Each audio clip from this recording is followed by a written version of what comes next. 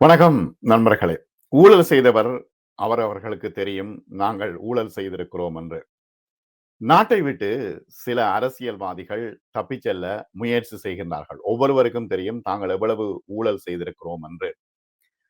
சில அரசியல்வாதிகள் மற்றும் அவர்களுடைய குடும்பத்தினர் நாட்டை விட்டு தப்பியோட முயற்சிப்பதாக கொழும்பு ஊடகம் ஒன்று செய்தி வெளியிட்டிருப்பதுதான் இன்று மிக முக்கியமான பேசு பொருளாக கொழும்பில் இருக்கிறது. முன்னாள் அரசியல்வாதிகளும் அவர்களது நெருங்கிய உறவினர்களும் ரகசியமாக வெளிநாடு செல்ல முயற்சிப்பதாக தெரிவிக்கப்படுகிறது. புலனாய்வு பிரிவு தகவல்களின் அடிப்படையில் இந்த விஷயம் தெரிய வந்திருப்பதாக அந்த தகவல் சொல்கிறது.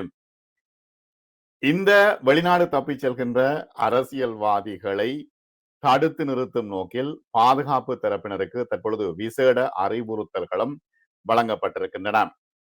இவர்கள் பல்வேறு ஊழல் மோசடிகள் தொடர்பிலான விசாரணைகளோடு தொடர்புடையவர்கள். ஆனா இவர்களுக்கு என்னன்னா வெளிநாட்டு பயண தடை இல்லை. எனவே ஏர்போர்ட்டால் அவர்கள் போகலாம். அல்லது கடல் மார்க்கமாகவும் இவர்கள் போக முயற்சிக்கின்றார்கள் என்று செய்திகள் தெரிவிக்கின்றன. இப்ப வெளிநாட்டு பயண தடை விதிக்கப்பட்டவர்கள் போட்ல போய் இந்தியாவுக்கு போயிட்டோ அல்லது வேற இடங்களுக்கு போய் அங்க இருந்து இன்னும் ஒரு நாட்டுக்கு போவதற்கான முயற்சிகளை மேற்கொண்டு வருவதாக தகவல்கள் தெரிவிக்கின்றன. புலனாய்வு தகவல்களை மேற்கோள் காட்டித்தான் இந்த செய்திகள் வந்திருக்கின்றன. அண்மைய நாட்களாக அனுரகுமார திசாநாயக்க அரசாங்கம் பல முக்கியஸ்தர்கள் மீதும் பழைய அரசியல்வாதிகள் மீதும் வழக்கு தொடர்ந்து விசாரணைகளை முன்னெடுத்து வருகின்றார்கள். இதனால் அவர்கள் அச்சப்பட்டிருக்கின்றார்கள். ஆகவே ஒவ்வொருவராக மெதுவாக ஓடிவிடுவோம், ஊரை விட்டு ஓடி விடுவோம் என்று அவர்கள் நினைக்கிறார்கள்.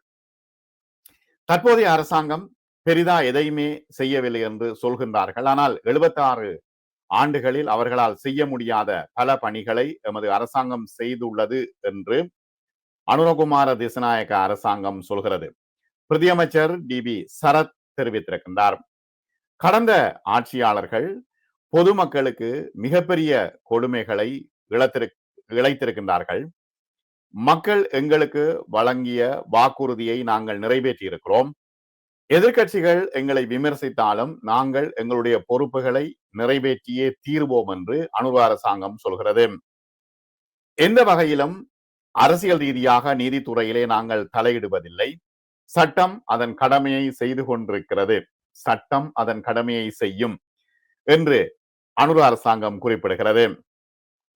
இப்ப ஊழல் குற்றச்சாட்டுகள் சுமத்தப்பட்டுள்ளவர்கள் தான் தற்பொழுது அரசாங்கத்தை விமர்சித்துக் கொண்டிருக்கிறார்கள். இந்த அரசாங்கம் கூடாது என்று சொல்லிக் கொண்டிருக்கின்றார்கள்.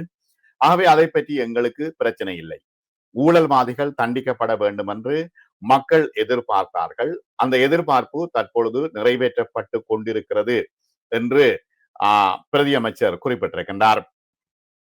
நீதித்துறை எந்த விஷயத்திலும் தலையிடுவதில்லை. இப்ப விமல் வீரவன்ச ஏற்கனவே ஒரு குண்டை தூக்கி போட்டார். கிட்டத்தட்ட 40 பேர் உள்ளே போகின்றார்கள், சிறைச்சாலைக்கு செல்ல போகின்றார்கள் என்று. விமல் வீரவன்ச கூறும் பட்டியலில் உள்ளவர்களுக்கும் அந்த பட்டியலுக்கு அப்பாற்பட்டவர்களுக்கும் இனிவரும் காலங்கள் மிகப்பெரிய நெருக்கடியான காலம் இருக்கும் என்று அனுரகுமார திசாநாயக்க அரசாங்கம் சொல்கிறது. ஆனால் திரும்ப திரும்ப ஒரு விஷயத்தை அவர்கள் குறிப்பிடுகின்றார்கள். நீதிமன்றம் தான் தீர்மானிக்கும், எங்களுக்கும் இதுக்கும் சம்பந்தம் இல்லை. அது மட்டுமல்ல, உதயகம்மன் பில உள்ளிட்ட ஏனைய அனைவருக்கும் ஒரு விஷயத்தை நாங்கள் தெளிவுபடுத்த விரும்புகின்றோம். ரணில் விக்ரமசிங்கவுடன் இருந்த ஹல்லொலுவுக்கு என்ன நடந்தது என்பது உதயகம்மன் பிள்ளைக்கு தெரியும் இல்லையா? ஆகவே அவதானமாக இருங்கள்.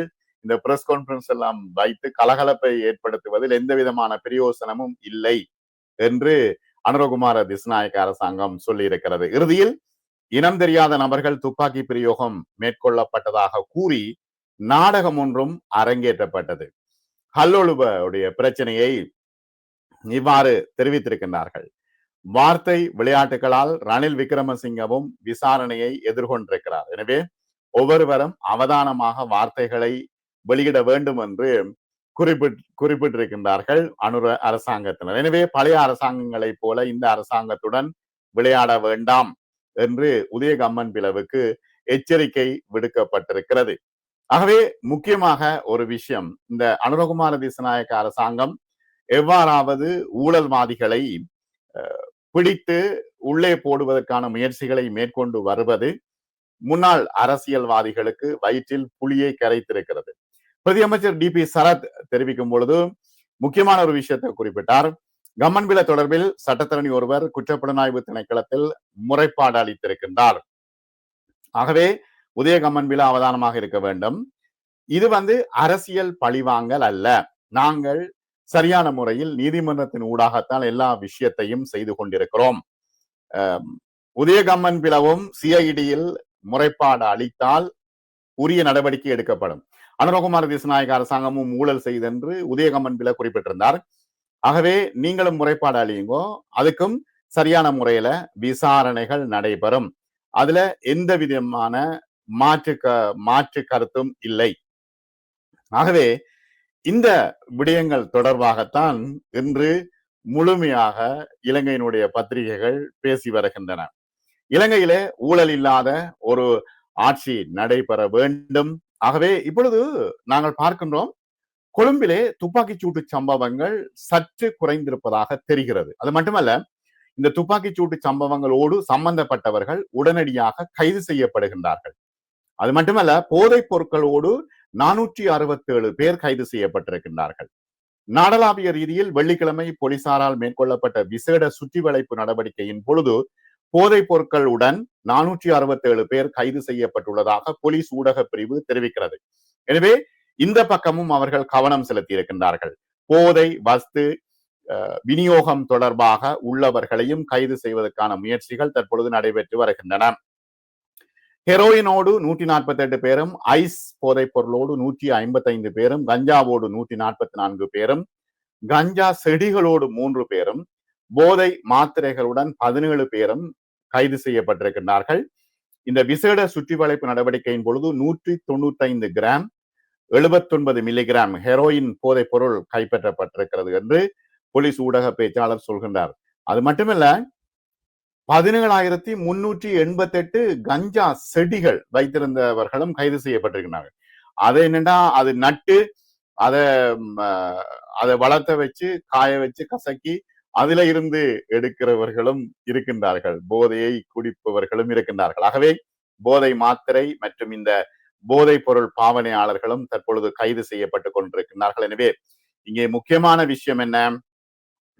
பழைய முன்னாள் அரசியல்வாதிகள் ஊரை விட்டு ஓடிக்கொண்டிருக்கின்றார்கள் என்பதுதான் இங்கே முக்கியமான விஷயம்.